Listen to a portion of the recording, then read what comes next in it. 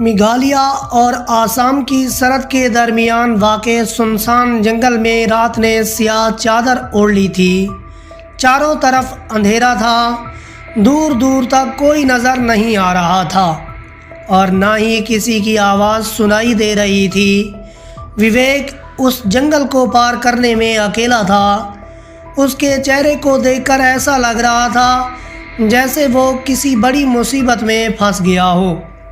उस जंगल के बारे में मशहूर था कि सूरज गुरूब होने के बाद यहाँ कोई आता है तो शैतान उसे अपनी लपेट में ले लेता है, फिर वो हमेशा के लिए इस जंगल में कैद हो जाता है। विवेक को ये मालूम था, लेकिन फिर भी वो बाज नहीं आ रहा था, बस आगे बढ़ रहा था।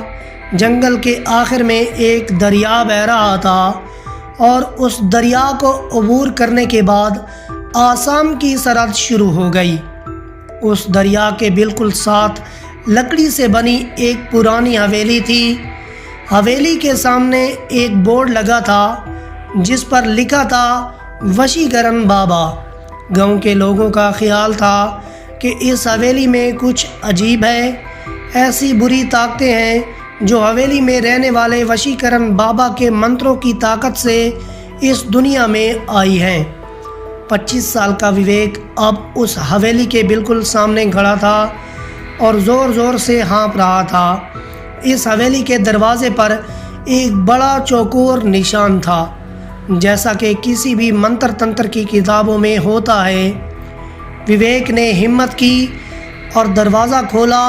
अंदर उसने देखा कि एक बहुत ही अजीब सा बाबा वहाँ कुछ हड्डियाँ ख़त्म कर रहा है।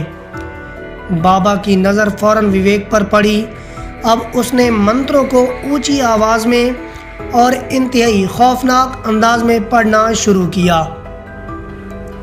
बाबा को देखकर विवेक बुरी तरह डर गया, लेकिन वो जिस मकसद के लिए बाबा के पास आया था उसे पूरा किए बगैर कहीं नहीं जा सकता था। आज से 2 दिन पहले विवेक ने शादी के 2 साल मुकम्मल कर लिए थे। वो अपनी बीवी वर्षा से बहुत प्यार करता था, लेकिन पिछले कुछ दिनों से वर्षा के बदले हुए रवैये की वजह से विवेक ने वर्षा पर शक करना शुरू कर दिया। उसे महसूस होने लगा था कि वर्षा का किसी और लड़के के साथ अफेयर है।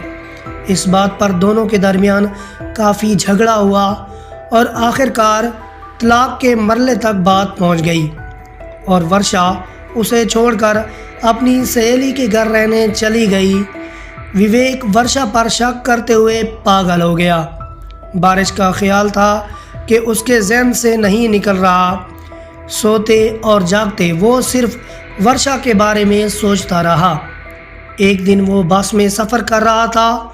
उसकी नज़र सीट पर लगे स्टिकर पर पड़ी जिस पर लिखा हुआ था, सिर्फ 1 घंटे में अपना खोया हुआ प्यार वापस ले लो, और उसके साथ नीचे एक पता भी लिखा था। विवेक अब उसी पते पर पहुंच चुका था।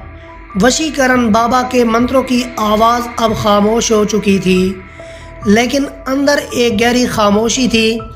विवेक की तरफ देखे बगैर बाबा ने उसके आने की वजह पूछी। विवेक ने उस बाबा को सब कुछ बता दिया। उसने गुस्से से बाबा से वर्षा को पहले जैसा बनाने को कहा, लेकिन फिर एक स्याह साये ने विवेक को पीछे से धकेल दिया। वो साया बाबा में गायब हो गया। वो बाबा की शक्ल एक खौफनाक रूह में बदलने लगी। उस बाबा के चेहरे का रंग नीला पड़ गया और आंखें बिल्कुल सफ़ेद हो गईं और ज़ोर ज़ोर से हंसने लगा।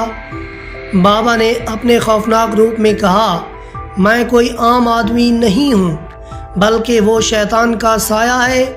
कौन जाने कब तक इस जंगल में कैद रहा और उसने वर्षा की रूह चुराकर खुद को आज़ाद कर लिया है और विवेक को हमेशा के लिए अपना गुलाम बना लिया है। ये सब सुनकर विवेक फ़ौरन वहाँ से भागा, लेकिन वो उस जंगल से बाहर नहीं निकल सका था।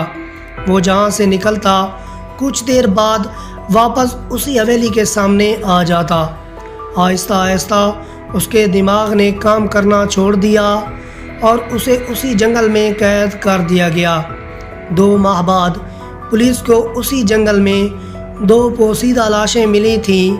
वो लाशें किसी और की नहीं बल्कि विवेक और वर्षा की थीं।